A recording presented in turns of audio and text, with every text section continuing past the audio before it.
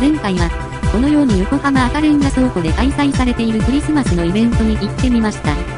今回は、急遽、なんかあるか桜木町駅方面には行かず、港未来を歩き、その後横浜駅まで歩くことに。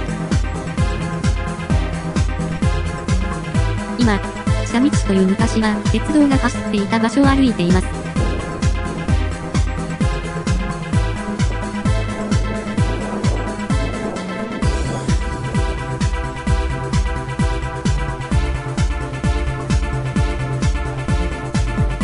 下道には、このように港未来の高層ビルと一緒に撮影できるスポットがあります。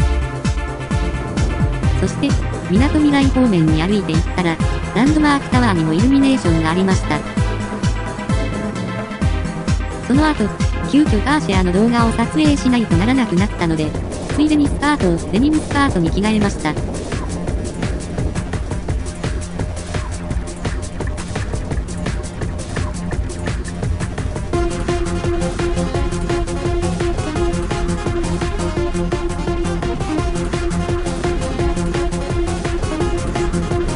そして、撮影が終わったので、そのまま何かイルミネーションがあるか散策します。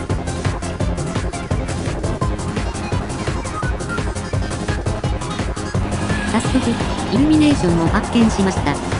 これは、素晴らしいです。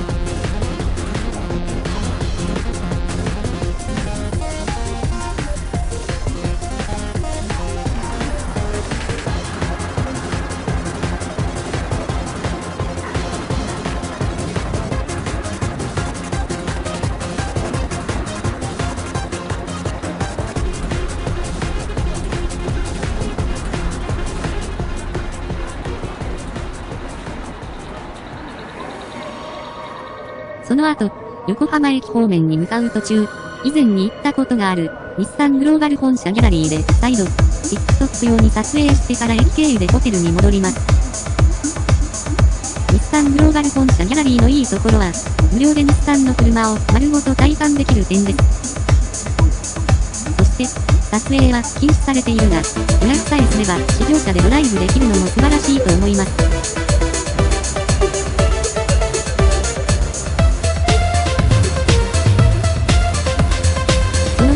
日産グローバル本社ギャラリーを後にして、横浜駅から東京駅に向かいました。よ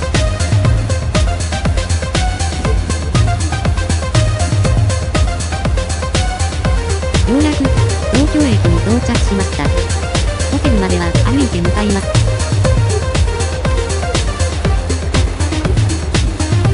歩いていたら、神社がありました。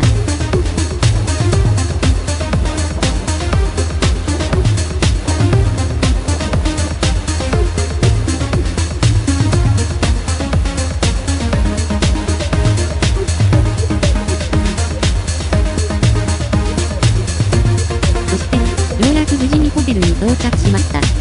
次回は、翌日で、後楽園周辺を巡っていきます。お楽しみに。